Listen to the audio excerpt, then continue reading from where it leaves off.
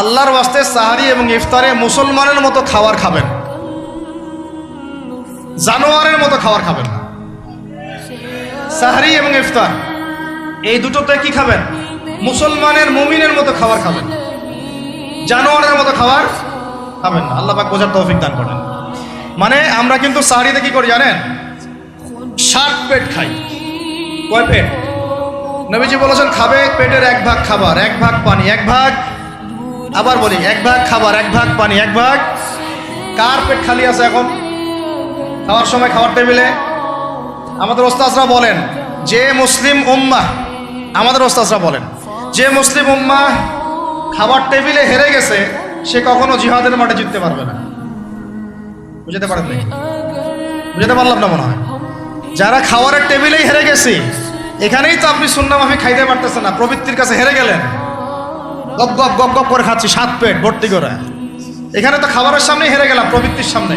সে আবার কাফেরদের সাথে জিতবে কেমনে? জিতবে?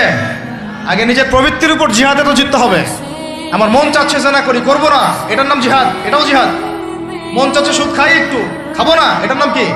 জিহাদ। মন চাচ্ছে নামাজ না পড়ি, ঘুমায় থাকি, মন চাচ্ছে না, মন বলতেছে ঘুমাই ঘুমাই ঘুমাই, কিন্তু নামাজ পড়তে হবে। এই উঠলাম, ওযু করলাম, গেলাম, এর নাম কি? এটাও এক প্রকার কি?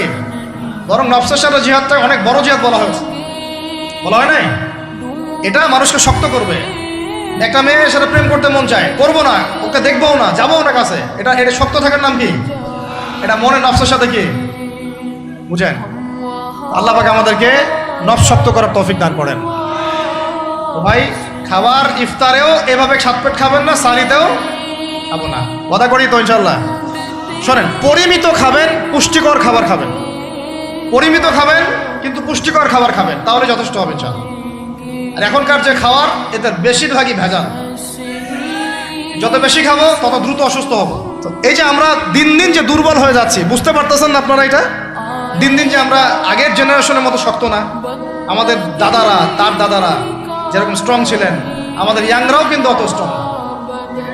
একটা ইয়াং ছেলেকে আপনি এখন 50 বছরের একজন মুরব্বীর সাথে পাঞ্জা লাগায় দেন, পারবে না, ওই চাচাই জিতবে।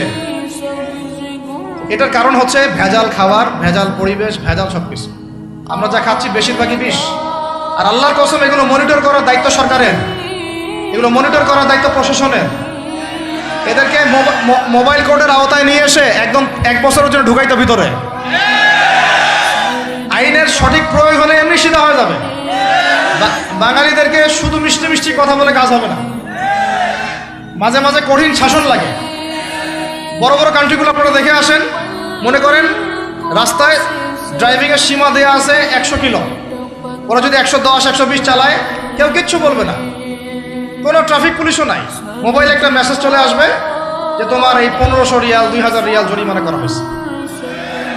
দিবানা ড্রাইভিং লাইসেন্স বাতিল, ওটা বাতিল তো হবেই, 6 মাসের জন্য জেল খাটতে হবে। বাপ বাপ করে টাকা দিয়ে আসবে, টাকা না দিলেও আর ভয়ে চালাবে না। বাবারে বাবা, একবার 1500 রিয়াল খাইছি, আবার খাওয়া যাবে। আইন শুধু থাকলে হয় না, আইনের একদম কঠোর বাস্তবায়ন থাকতে হবে। এই জিনিসটা যদি থাকে, দেখবেন সমাজ ঠিক হয়ে গেছে ইনশাআল্লাহ। আল্লাহ পাক আমাদের সবাইকে কথাটা মন থেকে বোঝার তৌফিক দান। আমরা কি কারো শত্রু? আমরা সবার শুভাকাঙ্ক্ষী। যদি এই জিনিসটা শক্তভাবে বাস্তবায়ন করা যায়, দেখবেন খাবারের ভেজাল এমনি বন্ধ হয়ে গেছে।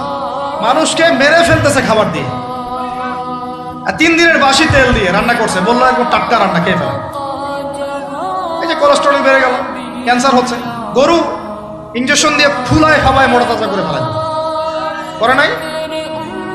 কি অবস্থা মানুষের বুদ্ধি! চালের মধ্যে এটা মিশাচ্ছে, ডালের মধ্যে ওইটা মিশাচ্ছে, পানির মধ্যে কি মিশাই দিচ্ছে, ড্রেনের পানি বলতেছে মিনারেল ওয়াটার। হ্যাঁ, ডাব খাবেন, ডাবের পানি আগে ইঞ্জেকশন দিয়ে বের করে ফেলাইছে, আগে খাই ফেলছে, অল্প একটু বাকি আছে, ওটার দাম হাঁকাচ্ছে 150 টাকা। নিচ থেকে উপর পর্যন্ত আমাদের সমাজে খালি প্রতারণার প্রতারণা চলতেছে। এই কারণে আমাদের উপর থেকে আল্লাহর রহমত দিন দিন উঠে যাচ্ছে। আমাদেরকে সতর্ক হওয়া উচিত, আমাদেরকে সৎ হওয়া উচিত। সৎ হইতে পয়সা লাগে না, সৎ হইতে পয়সা লাগে। সবাই যার যার জায়গা থেকে ভালো হয়ে যায়, কিচ্ছু করা লাগবে না ইনশাআল্লাহ। আপনি মাদক খায়েন না, কেউ জোর করে মাদক খাওয়াবে? আপনি নিজে সুদ খায়েন না, কেউ জোর করে সুদ খাওয়াবে? এখানে কেউ মাদকের দোকান দিল, আমরা খাই না, ও দোকান নিয়ে চলতে পারবে না, টামটপলা বাঁধে। চলে যাবে, কি করবে? যাইতে বাধ্য সে। আমরা খাইলে সে ব্যবসা করবে। আল্লাহর ওয়াস্তে আমরা কোনো রকম প্রতারণার কাছেও যাব না, হারামের কাছেও যাব না, এবং অন্যকে আমরা প্রতারিত করবো না ইনশাআল্লাহ। বাজার মার্কেটে একটা অনেক জটিল বিষয়। রমজান মাস আসলেই দেখবেন দাম বাড়া শুরু হয়েছে। এখনই অসাধু ব্যবসায়ী যারা, ওরা রেস্টোর করে ফেলাইছে, ওরা আবার সিন্ডিকেট করে ফেলবে যে এই দামের বাইরে যাবে না। তখন আবার দেখবেন যে সরকার বিপাকে পড়ে গেছে, দাম আর কন্ট্রোল করতে পারতেছে না, তখন ভর্তুকি দেওয়া লাগতেছে, আবার ওদেরকে আইনে আনা লাগতেছে। মানে আমরা নিজেরাই ঠিক নাই। কারা ঠিক নাই? আমরা নিজেরাই ঠিক নাই। এই কারণেই তো আমরা মানে আমাদের সমাজের উপর থেকে আল্লাহ পাকের রহমত, বরকতটা উঠে যাচ্ছে দিন দিন। আপনি দেখে নিয়েন, যে পণ্যের দাম এখন 200 টাকা, রমজান মাস আসলে দেখবেন 250 টাকা 300 টাকা বাড়াই দিচ্ছে। এটা ব্যবসায়ীরা করবে, অনেক অসাধু ব্যবসায়ী করবে, অনেকেই করবে, এখনো চলতেছে। আমাদের বাংলাদেশে এমন কিছু নাই যেটা উৎপন্ন হয় না। আমরা যদি আমাদের এখানে সঠিক জাকাত ভিত্তিক অর্থনীতি থাকতো, সততা থাকতো, ইনসাফ থাকতো, আমানত থাকতো, আমাদের জিনিস আমরা খেয়ে শেষ করতে পারতাম না, এরপর বাকিটা রপ্তানি করতে পারতাম।